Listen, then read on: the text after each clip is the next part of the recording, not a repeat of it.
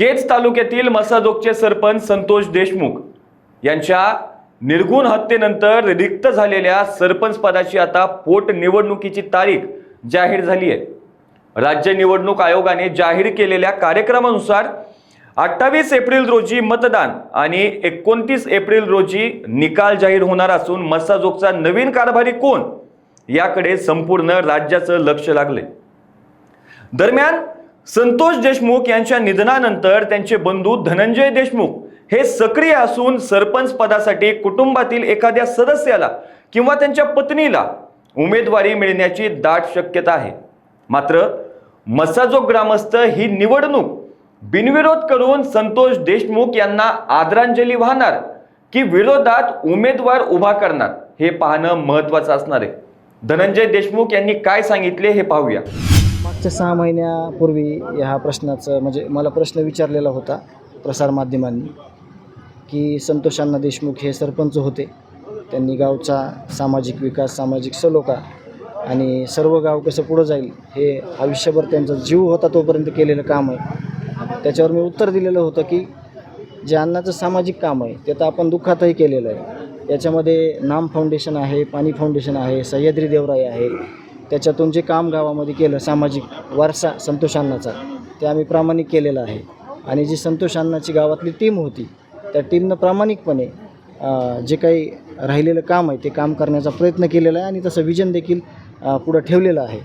तर याविषयी जे गावकरी आहेत, कुटुंबातील सदस्य आहेत आणि सर्वजण या केसमध्ये ज्यांनी सहकार्य सगळ्यांनी केलेलं आहे, दिवसरात्र एक करून या देशमुख कुटुंबियाच्या जे पाठीशी राहिलेले आहेत त्या लोकांना म्हणजे सर्वस्वी या गोष्टीची म्हणजे अधिकार आहे आणि त्या अधिकाराचा वापर ते कशा पद्धतीनं करतील किंवा ते कशा पद्धतीनं गाईड करतील आणि या बाजूला कसं हाताळतील निवडणूक या विषयाला हे आपल्याला बघणं आहे।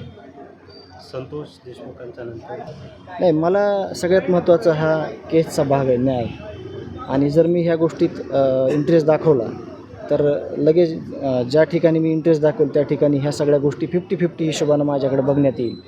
त्याच्यामुळं न्याय मिळवणे, या सगळ्या आरोपींना शिक्षा जोपर्यंत भेटत नाही तोपर्यंत मुख्य टार्गेट हे आहे की आपल्याला या क्रूरकर्मी लोकांना शिक्षा देणं आणि त्याचा पाठपुरावा करत राहणं। कोर्टाच्या पायऱ्या आहेत, पोलीस स्टेशनच्या पायऱ्या आहेत, प्रशासनाच्या पायऱ्या आहेत आणि सामाजिक लोक ज्या पद्धतीनं आपल्यासोबत उभं राहिलेले आहेत ते सगळे टिकवणं हे सगळे माझ्या पुढं आव्हान आहेत। माझ्यासोबत सगळे लोक गावातले आहेत, राज्यातले आहेत। तर माझं प्रामुख्यानं एकच टार्गेट आहे न्यायाचं। बाकीच्या गोष्टी आहेत, राहिलेला जो कालावधी आहे 18 महिन्याचा 20 महिन्याचा त्या संदर्भात कुटुंब गावकरी हे ठरवतील आणि आपल्याला ते बघणं गरजेचं आहे। साहजिकच जे घटना घडली त्या दिवशीपासून ज्या गावाला ज्या अण्णाच्या विचारावर अण्णाचं सामाजिक काम असेल, राजकीय काम असेल ते ज्या पद्धतीनं चालवलं सगळ्यांना, तिथं कुठंही कुणाला अडचण न येऊ देता मग त्या जनरली भौतिक सुविधा असतील वगैरे तर ते आपण केसमध्ये असताना गावकऱ्यांनी चालवलेलं आहे। म्हणूनच मी म्हणतो आहे की जे गावकरी निर्णय घेतील ते निर्णय म्हणजे माझा निर्णय असेल।